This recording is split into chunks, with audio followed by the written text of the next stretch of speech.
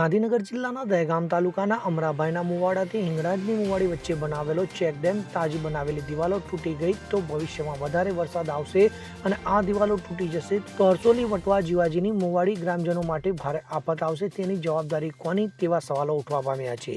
દહેગામ તાલુકાના અમરાભાઈના મુવાડાથી હિંગળાજની મુવાડી મેશ્વા નદીમાં 6 કરોડ ઉપરના ખર્ચે ચેકડેમ મંજૂર કરીને જે તે કોન્ટ્રાક્ટર દ્વારા બનાવવામાં આવી રહ્યો છે તે ચોમાસામાં પ્રથમ વરસાદમાં જ લક્ષ્મીપુરા બાજુની ચેકડેમની દિવાલો પ્રથમ વરસાદમાં જ ધોવાઈ જવા પામી તે કેવું કામ થયું હશે તેનો જીવતો જાગતો નમૂનો દેખાય છે। તો અહીંયા કોન્ટ્રાક્ટર દ્વારા જે કામ કરવામાં આવી રહ્યું છે તેમાં સિમેન્ટ, રેતી અને કપચી અને લોખંડ નાખવામાં નહીં આવતા ફક્ત સિમેન્ટ અને માટીથી બનાવી દેતા ચોમાસામાં વરસાદે કોન્ટ્રાક્ટરની પોલ ઉગાડી નાખી છે।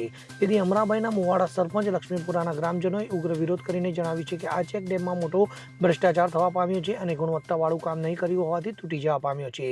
તો આ બાબતે જિલ્લા કલેક્ટર અને જિલ્લા વિકાસ અધિકારી ઘટના સ્થળની મુલાકાત લઈને ચેક ડેમમાં કામમાં થયેલા ભ્રષ્ટાચાર નાબૂદ કરીને યોગ્ય કાર્યવાહી કરવામાં આવે તેવી રજૂઆત કરવામાં આવી છે અને વારંવાર દિવાલો ન તૂટી જાય તો કામ કેવું હશે તો દેખાઈ આવે છે। લોખંડ ભરેલું કેમ દેખાતું નથી અને દિવાલો તૂટલી નજર પડે છે। તો જો ચોમાસામાં વધારે વરસાદ આવશે તો ચેક ડેમ તૂટશે તો આજુબાજુના ગામોમાં પાણી ભરાઈ જશે અને ભારે હોનારત સર્જાશે। તો આ જવાબદારી કોની તેવું ગ્રામજનો જણાવી રહ્યા છે।